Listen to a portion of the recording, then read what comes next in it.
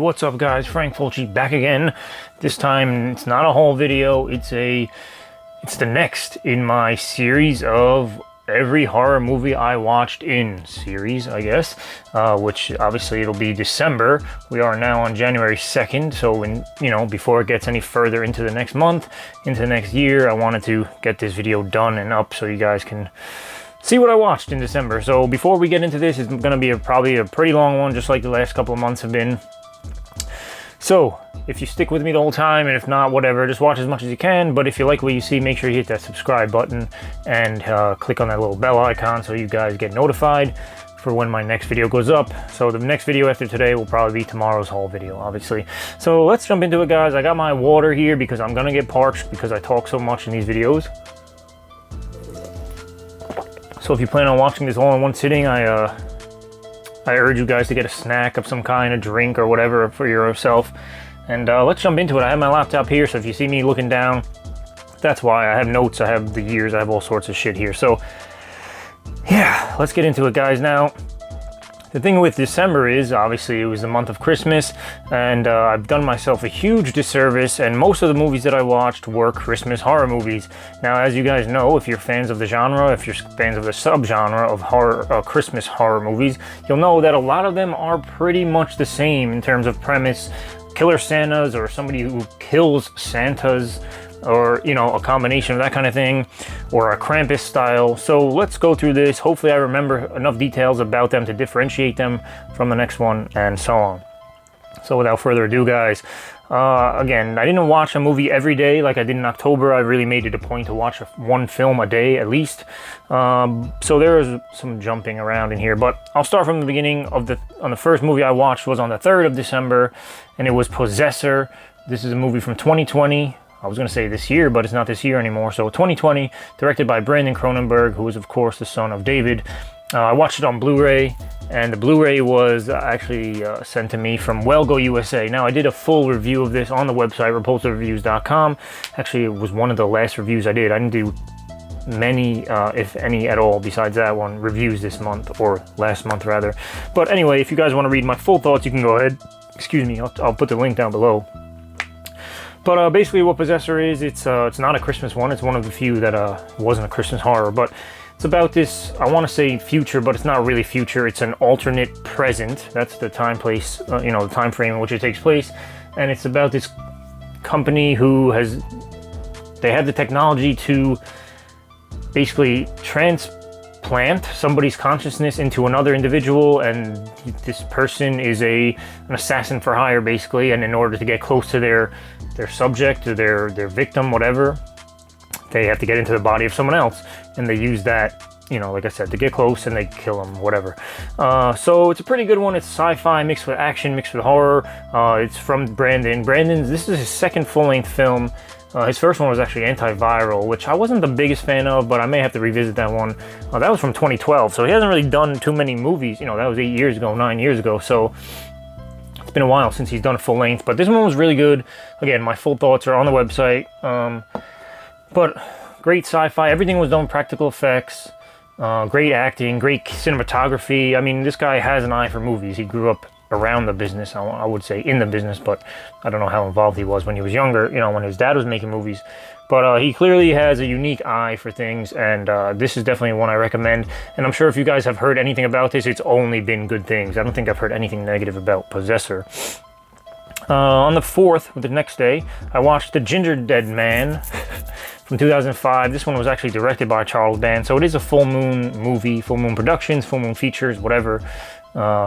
I watched it on DVD, but I didn't watch it on a full moon DVD. My sister had some cheapy DVD, 4 movies on 1 disc type of deal, or maybe it was 2 discs, whatever it was.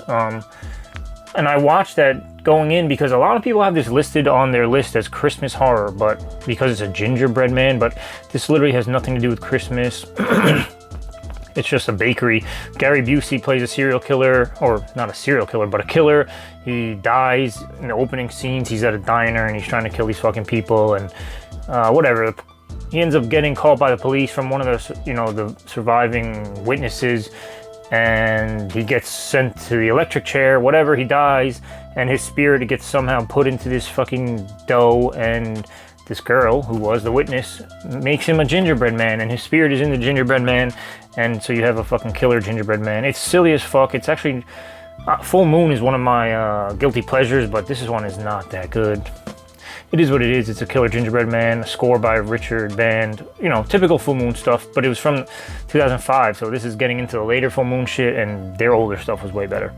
Anyway, on the 4th, on that same day, I watched Saint Nick, also known as Sint or Saint, from 2010, directed by Dick Maas, who directed older... I've seen a bunch of his older stuff. Amsterdam and The Shaft were both put on Blu-ray by Blue Underground, but I watched this on DVD. The DVD I have of Saint Nick was from IFC before Scream Factory, you know, gained a partnership with them or started distributing them. So it's an old DVD, IFC, good quality though. And so it's a foreign movie. It takes place in Germany or Amsterdam, somewhere around there. And it starts off with like 14th century Saint Nick, like the actual saint, and he's a real prick, and he terrorizes people in the town, and he goes around, and the people of the town are fed up with him, and they finally band together, and there's like a riot, and they go kill him and all his elves. They like blow up his ship, and all the shit, they all get burned up and everything. So now, fast forward to present time, the spirit of Saint Nick comes back and haunts everybody. He actually has, I guess it's tradition over there in Europe, that Black Pete, they're like the elves, Black Pete's. I just equated it to the elves all got burnt up as shit, and so now them coming back as elves, you know, hundreds of years later, are just black because they got burned. Not sure if that goes into with the lore of the, you know, of those parts, but yeah. So it's a pretty good fucking movie. CGI mixed with practical effects, so the kills are really good. Again, it's in a foreign language, but English subtitles. This is one of the better ones for sure. Definitely one of the better Christmas horror movies. Definitely recommend this one. Again, it's 2010 and it's on DVD. I don't know how hard it is to get your hands on that DVD.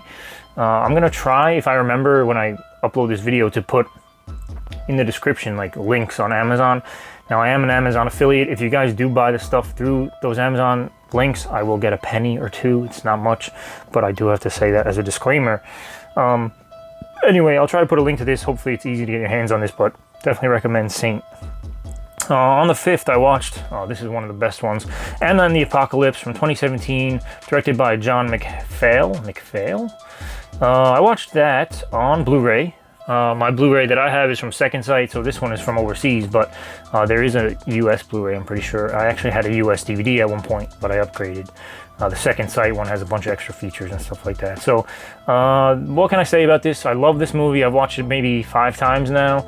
I listened to the soundtrack more than that. It's a musical Christmas zombie comedy. I mean, not much more has to be said about this.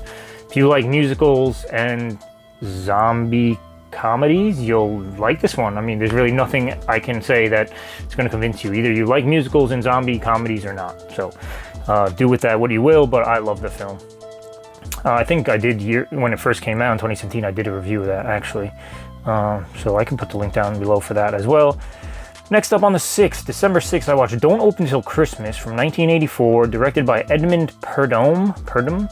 I have a DVD of this, and the DVD is from Mondo Macabro. I've actually owned this DVD for many years, and it was still sealed. I just opened it this year to watch it, or 2020, last year, to watch it for the first time. And man, this was really fucking good. Edmund Purdom, whatever his name is, he's, as far as I can tell from his IMDb, this is the only film he ever directed. He acted in a bunch of other movies back in the day, but he only directed this one feature length, as long as, you know, as far as IMDb is concerned anyway. But this was a good one. This was about someone who goes around, there's a murderer on the loose, and he goes around killing people in Santa Claus costumes. So it's not a killer Santa, it is the opposite. People that are dressing up as Santa, you know, obviously it's around Christmas time, you have people with the bells donate for Christmas, so if they're dressed in a Santa suit, they're getting fucked up. Anybody, you know, mall Santas, anyone who's walking around in a Santa costume is basically getting killed. I don't want to give away the twist to this or who the killer is, but this is definitely a slasher film that doesn't get talked about enough. You know, you hear about Black Christmas, Silent Night, Deadly Night, all these, you know, slasher movies, which I'll get into those later because I did watch those. But you hear about these, you know, classic slasher movies, and I feel like this one gets mentioned sometimes, but definitely not enough. So definitely recommend Don't Open Till Christmas. On the 7th of December, I watched Secret Santa.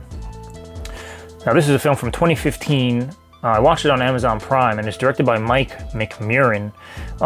Everyone's talking about, or I say everyone, there was a few people on social media and Reddit and stuff talking about Secret Santa from 2018. There's another movie called Secret Santa. So I wanted to check out this one, because I had heard about this before that one was ever talked about, 2015, and this actually happened to be, like I said, on Amazon Prime. So I was like, man, let me watch this one. I'll get my hands on the 2018 another time.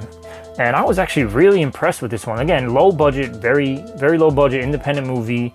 It's another slasher. This is about a group of kids, you know, they're on break from college. They're actually, I think they're staying at the dorm, so they're technically on campus, and they're having a Christmas party. Now, it's not much of a party. There's probably like 8 of them total. But yeah, they're all getting together, and you know how it goes. They start getting picked off one by one. Again, I don't want to get into the twist of who the killer is, or, you know, but this is a good one. It's like a throwback almost, in the sense that the entire time the movie is going, there's like a film grain filter on it. It's not distracting at all. It's pretty cool. It adds a little, you know, touch to it, a little griminess to it. So I do appreciate that. Some people may not be the biggest fan of that, but I think it worked well here. And again, the kills were good, practical effects. I don't think there was any CGI in that whatsoever from what I remember.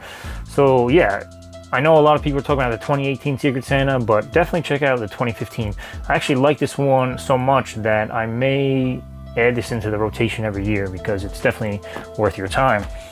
Next up, on the 10th, so now skip a few days, December 10th, I watched Good Tidings. This is a movie from 2016, directed by Stuart W. Bedford, and I have a Blu-ray of this. I actually bought the Blu-ray last year, and I watched it for the first time last year, around Christmas time. And yeah, this was another one. I said it was a revisit. This one I actually remember liking more the first time I watched it. I think after seeing Secret Santa and actually really liking that one, you know, a couple of days before, you know, I was just ready for another really good indie Christmas horror movie. And this one is good. It's good in its own sense, but there's a lot of dialogue, which is good generally. You usually want a lot of, you know, character development and stuff. But this one is about people who live in like a, I don't want to say homeless shelter, but yeah, it's like a shelter of some kind. And there's 3 killers on the loose. They presumably escaped from a mental ward, or, you know, a mental institution. You don't really see that happening, but they're slow and simple-minded.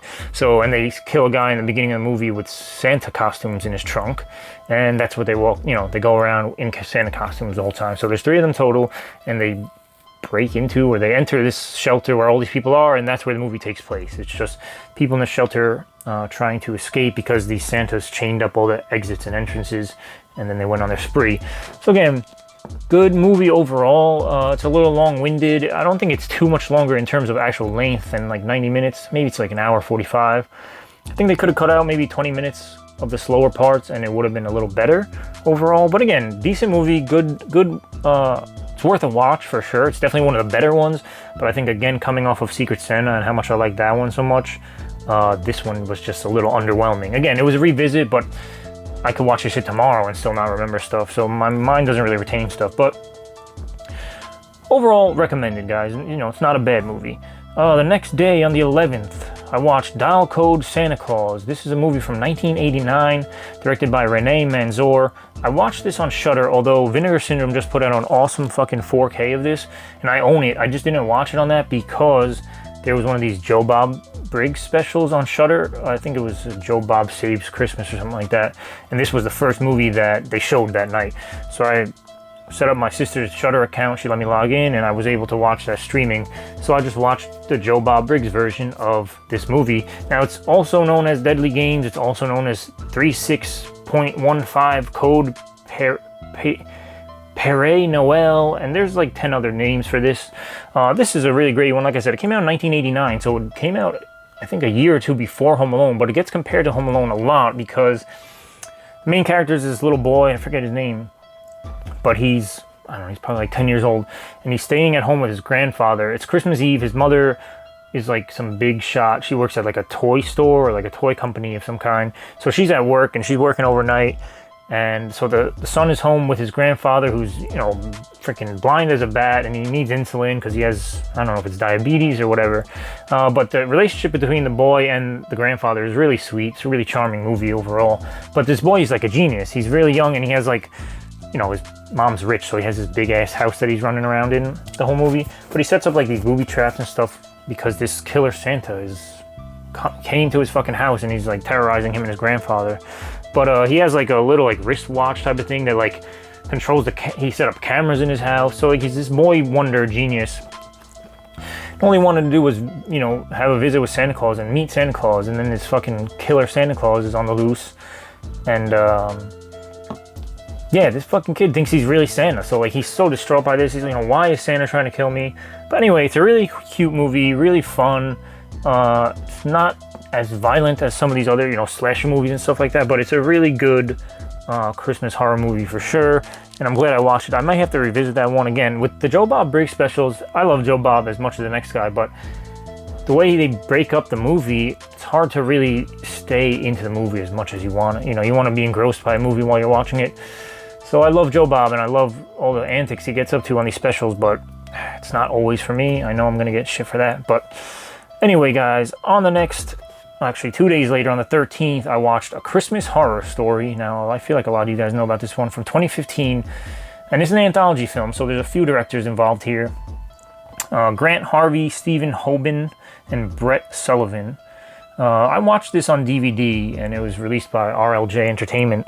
Now, since then, I have upgraded to Blu-ray. One of my friends was actually kind enough to, you know, it was on my wish list for Amazon, so they sent me the Blu-ray of it. But when I watched it on 13th, I watched the DVD. This one's great, guys. This is an anthology film, kind of like Trick or Treat is for Halloween. This one is for Christmas. So there's like a supernatural segment. William Shatner is in this, first of all. There's some other recognizable faces, but there's a couple segments and they're all intertwined. William Shatner plays like a radio DJ, and he's on the radio from Christmas Eve rather. And as he's doing his radio, you know, DJing, these things are happening out there. So one of them is like a supernatural. His family is going to get a new. They go to chop down their own Christmas tree, and they're with their son. It's a husband and wife and son, and the son disappears for a little bit, and then when he comes back, he's not quite the same. So that's one of the stories. That husband, you know, the father of that child, is actually involved in another one of the supernatural stories, because he's a police officer, and he was the one that found the scene of this crime at some school, like college campus, where there was these kids murdered. So that ties in with another one of the stories where these kids on their Christmas break into the school, and they want to, what the fuck is in my mouth, go film a documentary about the murders and make their own little documentary about that. And of course they start getting haunted by the presence that's there. Then there's another one that's actually following Santa Claus, and it's fucking awesome. The best one of them all for sure. Zombie elves, that's all I'm going to say about that. I don't want to ruin it too much, but all these stories are intertwined, and it comes together at the end really well. There's also a Krampus story in there.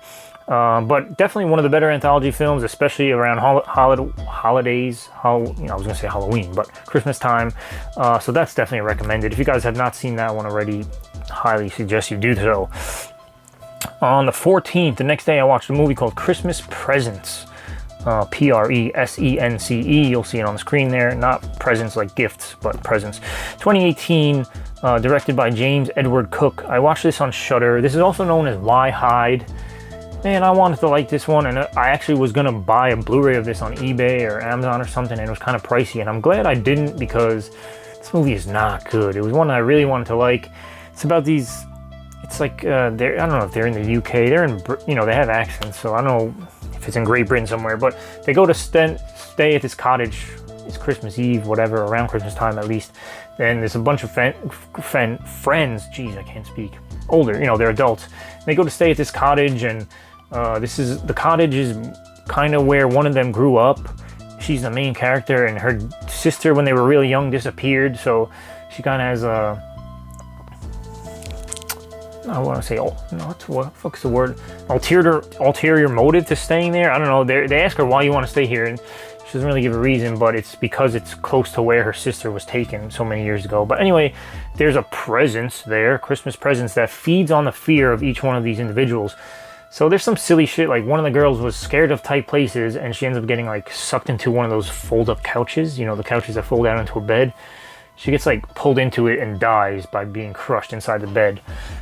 It's not a good movie. It's very long-winded, very underwhelming. Dialogue is trash. Like, it's just really not good. The twist ending at the end is not that big of a twist.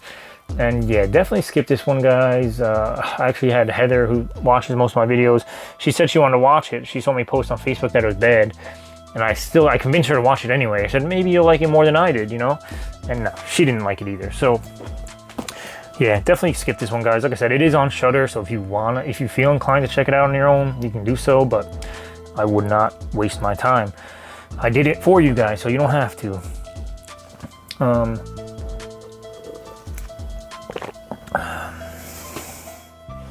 Alright, guys, next up on the 17th, so fast forward a couple of days, on 12/17, I watched Black Christmas, the classic from 1974.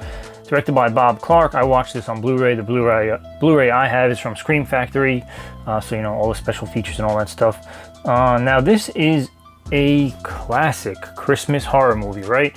Bob Clark directed things like Porky's, also A Christmas Story, which is a fucking classic. I watch it multiple times every year. They have the marathon on TBS and TNT every single year, and I watch it every single year.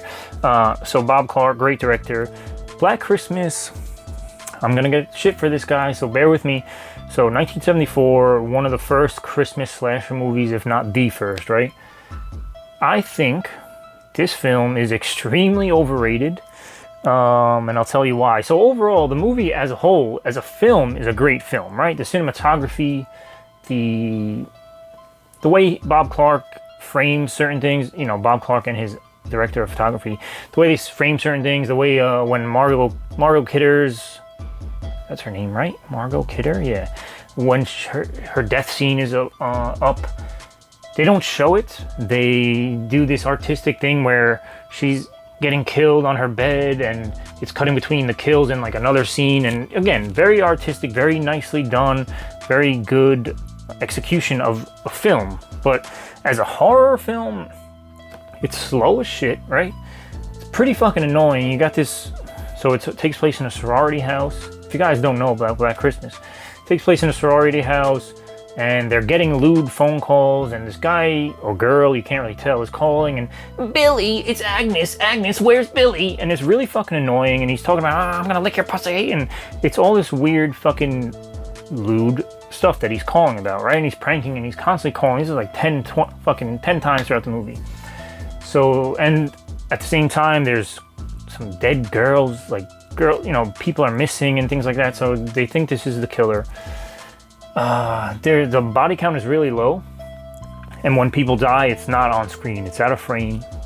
So again, as a film, great cinematography, acting is okay, but as a horror film, this is not what we look for in horror films, right, guys? Like, I've heard people talk about all the positives of this movie, and this is not a first time watch for me. I remember watching it years ago, but I don't remember disliking it as much as I do now. So take it for what it is, for, you know, whatever. My opinion only means so much, I know, but yeah, really disappointing. Everyone talks about this as a classic horror movie, and I posted up when I watched it on my Instagram, time for this classic. Then I watched it, and I'm like, oh shit, why did I? My boy actually watched it for the first time, and he said the same thing. He's like, how is that a classic? Anyway, guys, I'll get some thumbs down for that, I'm sure. But if you feel the same way, let me know in the comments below, or tell me why I'm wrong. Tell me why it is such a great, you know, horror movie. It has John Saxon, like I said, Margot Kidder. So the cast, you know, familiar faces, things like that. But anyway, guys, on the 19th, I watched. So here's a couple that are not Christmas. Give me a little break there. On the 19th, I watched a movie called All That We Destroy. It's a film from 2019, rather. Directed by Chelsea Stardust, who actually is the director of Satanic Panic. That's the only other film of hers that I've seen. I'm not sure if she's done other feature-length films, but this one I watched on Hulu, and it was part of that Into the Dark series, the Blumhouse series. So I guess technically it's considered an episode as opposed to a movie, but it's about 90 minutes, you know, feature-length, feature film length, and it's about this woman. I didn't write down any of the actors' names, but some familiar faces in there. But this woman, her son is a serial killer, or he likes to kill. So he, you know, as the movie goes on, you learn, oh, he killed their dog, he killed this. So she has, you know, reason for this concern, right? But she's a geneticist. This takes place somewhere into the future because the technology in the movie is not stuff that we actually have, or at least not the general public have. So she's a geneticist, her son is a killer, and what she does is she makes clones so that her son could get these killing urges out of him by killing these clones, and he doesn't have to worry about killing real people, so he can have his serial killer urges, get it out, kill somebody, and they can go on with their lives. So she's trying to cure him, basically, is what it is, and it doesn't work out that way, and some shit goes down. So this movie was actually pretty good. It's definitely an interesting premise. I do think it is worth a watch, at least one time. It's not the greatest movie, and it's not, I don't even think of all the Into the Dark stuff that I've seen that it's one of the greatest of those either, but it is pretty good, and I said, just from the premise alone, deserves your attention for sure. And I did love, like I said, Chelsea Stardust. She's a talented director. I did like Satanic Panic a lot, so definitely recommend that one, guys, but just no going in. It's kind of a weird one. On that same day, I watched Mom and Dad. Now, this is one from 2017, directed by Brian Taylor. Also watched this on Hulu. This one fucking surprised me. I remember when this one came out 3-4 years ago, everyone was talking about how great it was, and I was like, man, Nicolas Cage, this was like right when he started making these weird, crazy horror movies, and Nicolas Cage being fucking crazy Nicolas Cage, right? So, I'm not the biggest Nicolas Cage fan, even though I liked what he did in Mandy. I still have not seen Color Out of Space, but whatever. Crazy Nick Cage, it is what it is, but I remember when this came out, I didn't really jump to see it like everyone was doing, but finally watched it. Man, this shit was great. I don't know why I fucking waited so long to see this, but it's about, so Nicolas Cage is a father, he's married to Selma Blair. They have 2 kids, and something happens one day, and all of a sudden, all of the parents in the town, in the world, whatever, I don't know if it shows really the scope of this, but it's all the parents have this sudden urge to want to kill their kids. So they don't want to kill other kids, they just want to kill their kids. Mom and dad want to kill little Jimmy, little Judy, whoever, whatever. They just want to kill their fucking kids. Now, the thing about this movie that I didn't like, the ending is kind of abrupt, and it doesn't really give too much closure in terms of, what's the resolution of this. And also, it doesn't really explain why this is happening. They just say, could be an agent in the air, some kind of environmental thing, some pheromones, whatever. We've seen movies like this before. It's almost like one of the explanations for zombies, but in this sense, these are not zombies. Mom and dad, they speak like humans, they're alive, whatever. They just are bloodthirsty for killing their kids. So, definitely a fun one. Fucking funny, dry comedy.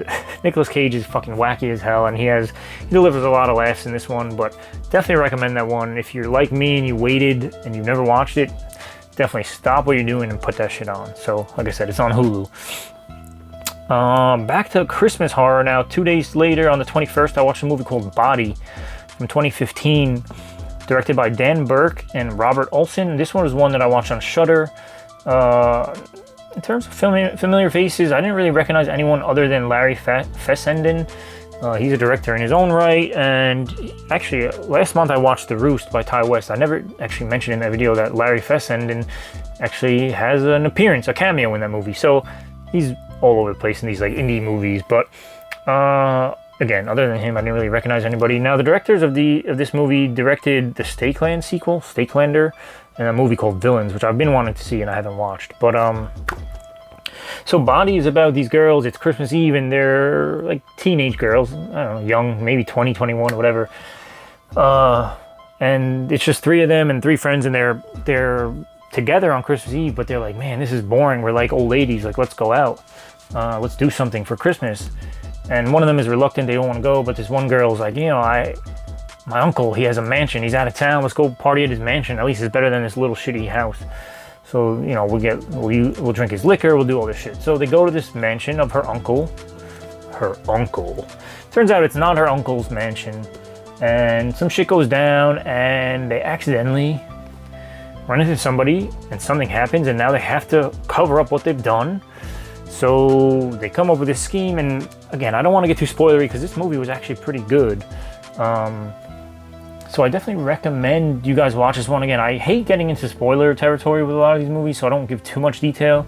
Just know that this was a good one because it was a Christmas horror movie that was different than the rest. Sure, Christmas Presents wasn't a slasher either, but that movie fucking sucked. So if you want to watch a Christmas horror movie, or at least a horror movie that takes place on Christmas, you know, it's not, there's no Santa Claus here, but if you want to watch a Christmas horror movie that's different than the slashers, different than the Krampuses, watch Body, at least one time.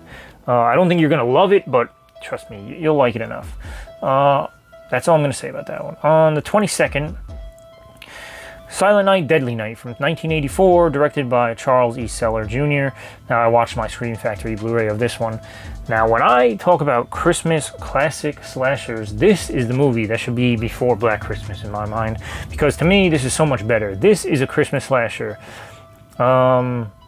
This is probably another one you guys have seen multiple times. You know, it's from 1984, so it's been around for quite some time now. And again, it is considered a classic, especially with the treatment that Scream Factory gave it. I think 101 overseas has done a special release of it as well.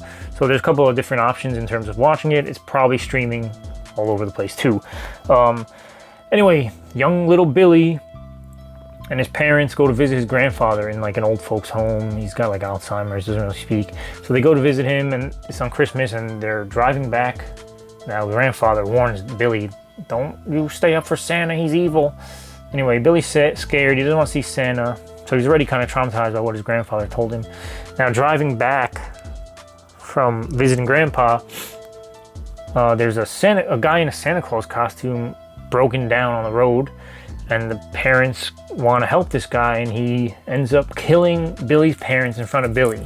Billy runs out of the car, and his baby brother Ricky is in the car as well. Billy runs out.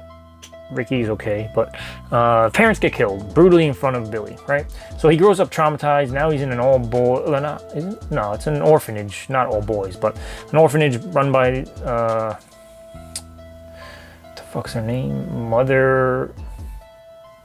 I don't know, I forget her fucking name. You would think I would have remembered this or wrote it down, but Mother Mary, let's say. So, you know, by the nuns, basically. And he grows up, and there's some scenes of him as a little kid, and he's still traumatized by Santa. Then he's 18, and Billy's all grown up. He gets his first job, and it's at a toy store. And the person who's supposed to be playing Santa at this toy store is sick. They call out, and Billy has to do it. So now Billy's got the Christmas costume on, and... something happens and Billy snaps, and now he's full-blown fucking traumatized killer Billy.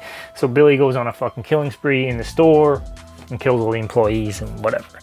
Mother Superior, that's it. Mother Superior, jeez.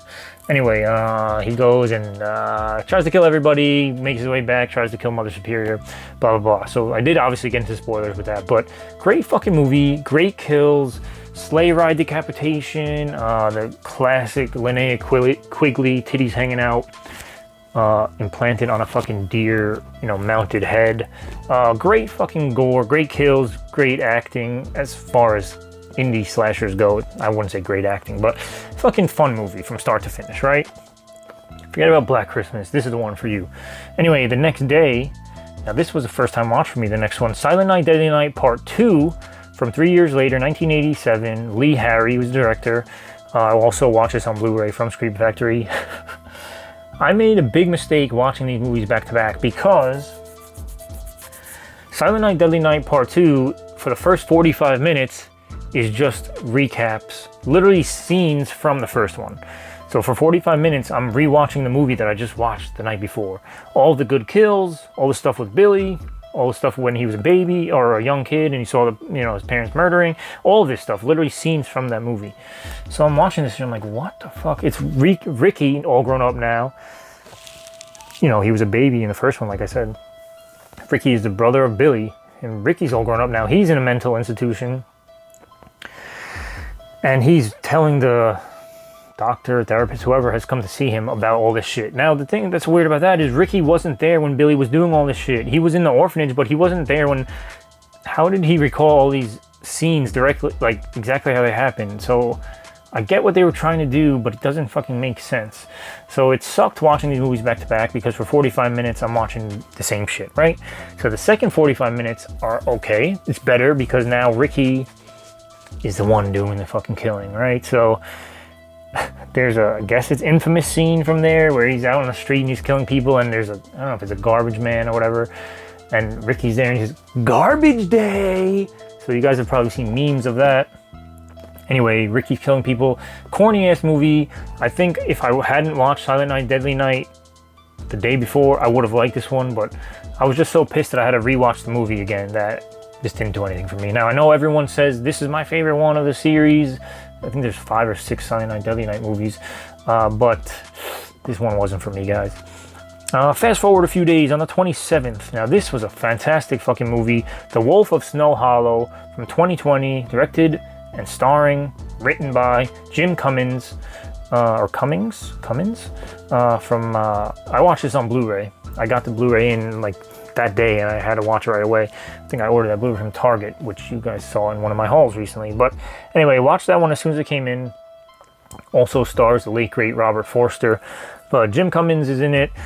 Said he wrote it and directed it, but he also stars as the main character. And this one is not your by the numbers horror movie. I actually included this on my recent article, which was best horror movies of 2020, or best horror of 2020, because I had movies, film, books, music, all sorts of things.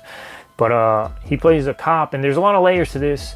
Robert Forster is his dad. He's the sheriff, and they're in the small town of Snow Hollow. So they have a sheriff, and there's a small police force, and Robert Forster's not doing too well health-wise, so his son, Jim, is going to take over for him, theoretically. And so he's worried about his father's health because his father doesn't want to give up the profession yet.